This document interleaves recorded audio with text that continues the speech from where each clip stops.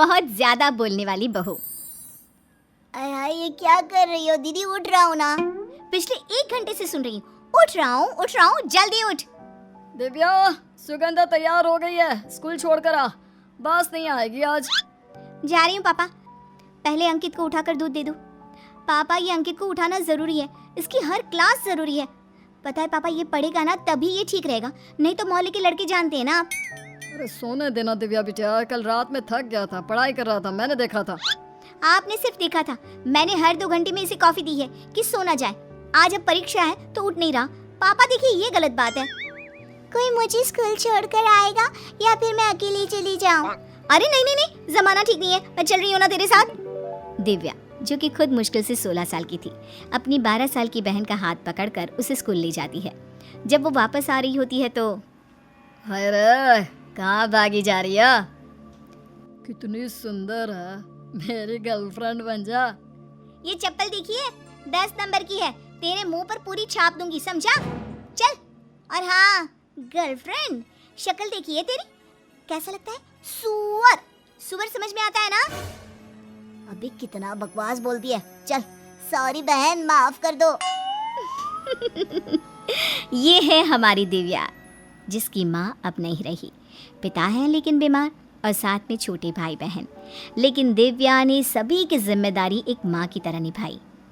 कितना बोलती है ये लड़की, सारा दिन मुंह चलता रहता है। अरे ना चले ना पापा, तो ये दोनों हम लोगों को कुछ ना समझे। पापा देखो छोटी को अभी तक स्कूल से नहीं आई। देखिए पापा, मैं बता देती हूँ, मैं इस घर में नहीं रहूंगी ना तो पता चलेगा आप लोगों को। अरे जरा सा ख्याल नहीं है आपको हम लोगों का, है ना? तभी छोटी आ जाती है।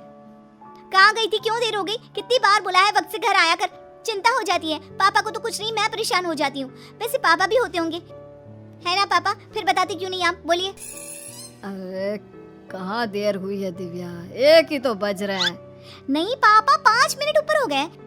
वैसे इसके लिए ना पापा किसी को रुकना होगा जो इसे लेकर आए और स्कूल छोड़े। आसपास के बच्चों के साथ जाती है तो देर करती है। कहाँ देर हुई ये अभी तक नहीं बता रही है, पूरे 5 मिनट लेट है तू। छोटी बहन दिव्या के हाथ में एक फूल देती है।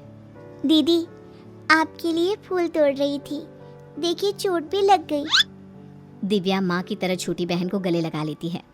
पिता दूर से दिव्या को देख रहे होते हैं, तभी पास की पड़ोसन आ जाती है।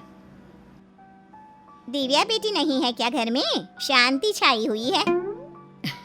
अरे वो छोटे स्कूल से आ गई है ना, तो उसके कपड़े और बाकी का काम कर रही है। देखिए भाई साहब, अब दिव्या की उम्र शादी की हो गई है तो उसके लिए एक लड़का देखा है। पढ़ने लिखने वाले लोग हैं, घर में योगा का माहौल, बेटी तो राज करेगी, राज। हाँ, शादी तो करवानी है दिव्या की, लेकिन उसकी ज्यादा बोलने की आदत। नहीं भाई साहब, ये तो आपको उसे समझाना ही होगा। तभी दिव्या आ जाती है। क्या समझाना होगा? अरे मुझे बताओ, मैं समझाती हूँ। सच में कोई मौका देना तो मैं समझाने में PhD ही कर लूँ। वैसे कुछ लिया आपने खाने पीने में? ओ कैसे लेंगी, वो तो मैं दूंगी तब ना। रुकिए मैं ला रही हूँ चाय। वैसे चाय कैसे लेंगी? उफ, मैं कैसे भूल सकती हूँ, आप तो बिना चीनी की चाय पीती हैं, है ना? ठीक है, अभी लेकर आती हूँ मैं। उफ, दिव्या के जाने के बाद। रहने दीजिए भाई साहब, गलत रिश्ता लेकर आ गई थी, चलती हूँ मैं। अरे कैसी बात कर रही हैं, पढ़ा लिखा परिवार ही तो मेरी पसंद है। आप तो जानती हैं कि पैसे की कमी नहीं है मेरे पास। दिव्या को बस एक अच्छा परिवार मिल जाए, यही चाहत है। अरे लेकिन प्लीज़ बहन जी, बात तो करिए, बाकी मेरी बेटी की किस्मत। खैर, बात होती है और घर आते हैं लड़के वाले। लड़की के पिता के सर पर टीका, माँ के हाथ में रुद्राक्ष की माला। लड़की की नज़र दिव्या पर पड़ती है और मन ही मन सोचता है, हाय कितनी प्यारी है, इससे शादी हो जाए मेरी। ओम शांति शांति। शांति? नहीं, ये घर शांति आंटी का नहीं है, उनका तो वो नुक्कड़ दिख रहे हैं ना, वहीं से बस घूम जाइएगा। दिव्या बेटा अंदर आ जाओ। जी बहन जी, ओम शांति शांति, आइए। सभी बैठ जाते हैं। घर में अजीब सी वाइब है, ऐसा लगता है जैसे यहाँ की दीवारें भी बात कर रही है, शांति नहीं है। कैसे रह लेते हैं आप? अच्छा, आपकी बेटी कहाँ है, बुलाइए जरा। हाँ, दिव्या बेटा जरा आना तो, देखो ये लोग तुम्हें देखने आए हैं। हाँ देखने ना, मैं क्या देखने वाली चीज हूँ? वैसे पापा क्यों देखने आए? बताया नहीं क्या बेटे को? हाँ नहीं बताया, वो क्या ना, ये सब काम माँ करती है, अब इसकी माँ नहीं है तो। लेकिन बोलती कुछ ज्यादा ही है। अच्छा है ना पापा, घर में कोई तो हो जो बात करे, वरना आप और माँ तो। खैर कहते हैं ना, वही होता है जो ऊपर वाला चाहता है। हो जाती है दिव्या की शादी एक ऐसे घर में जहाँ लोगों को बोलने से एलर्जी होती है। चाय। दिव्या सास की बात सुनकर बैठ जाती है। थोड़ी देर बाद सास फिर से कहती है चाय। दिव्या फिर शांत। थोड़ी देर बाद ससुर बोलते हैं सास चाय मांग रही है, ले आओ। अच्छा, लेकिन मुझसे तो नहीं बोला। बोला तो चाय। हाँ, चाय तो बोला आपने, लेकिन मांगा थोड़ी ना था। अब चाय के साथ ले आओ भी बोल देती तो मैं समझ जाती ना। वैसे कैसी चाय पसंद है आपको? मुझे तो जब तक पानी में अदरक का उबाल नहीं आता ना, चाय में मज़ा ही नहीं आता। चाय। दिव्या समझ जाती है और चाय ले आती है कि तभी, अरे मम्मी, आपको सुबह में क्या हो गया था? सुबह आप उठकर ड्राइंग रूम में बैठी थी, घंटों बिना कुछ बोले आंख बंद करके। क्यों, ससुर जी ने कमरे से भगा दिया था क्या? कितना बोलती हो। देखो, हम लोगों के घर का ये रिवाज नहीं है। अच्छा, तो क्या रिवाज है? मुझे भी तो पता चले। देखो दिव्या, हमारे घर में लोग बोलते कम और समझते ज्यादा हैं। जैसे हाँ, जैसे बोल दो चाय। अब समझते रहो कि क्या। दिव्या का अब ससुराल में मन उबने लगा था। वो बहुत कुछ सुनना चाहती थी, बोलना चाहती थी, लेकिन सोफिस्टिकेटेड ससुराल वालों के सामने शांत रहने लगी। फिर एक दिन, माँ जी, मेरी छोटी बहन आ रही है, वो कुछ दिन हमारे घर रहेगी।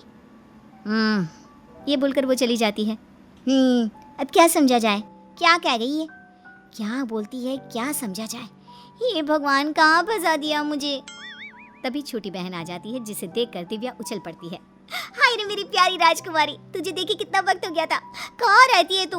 तू यहीं आ जाना मेरे पास कुछ सालों के लिए, फिर यहीं से तेरी शादी करवा दूंगी। मेरी जान, कितनी याद आती है तेरी, पता है। दिव्या बोली जा रही थी और सास ससुर उसे घूर रहे थे। फिर अगले रोज, इतनी जोर जोर से टैप रिकॉर्डर, ये आया कहाँ से? मैं घर से स्पीकर लेकर आई हूँ आंटी जी। क्यों? ये तो हम लोगों के घर आज तक नहीं आया। वो छोटी एक्सरसाइज करती है ना, तो गाना सुनती है। कभी ध्यान लगा कर देखो कैसे खुद से खुद का मिलन होता है, कैसे दुनियादारी से दूर अपने पर ज्ञान होता है। दिव्या और उसकी छोटी बहन सास की बात सुन रहे थे कि तभी एक चूहा आ जाता है और दिव्या जोर से चिल्लाने लगती है, बचाओ बचाओ, कोई तो बचाओ। अरे छोटी, ऊपर सोफे पर चढ़ जा। माँ जी, चूहा भगा दीजिए, माँ जी प्लीज। दिव्या के चीखने चिल्लाने से सास का पारा हाई हो जाता है और वो, निकलो निकलो घर से, इस घर में तुम जैसी उज्जड़ लड़की नहीं रह सकती। और दिव्या बहन के साथ मायके आ जाती है। लेकिन फिर एक रोज, दिव्या, मैं तेरे ससुराल जा रहा हूँ, तू मेरे साथ चलेगी? नहीं पापा, मेरा वहाँ मन नहीं लगता है। तभी दिव्या का पति आ जाता है।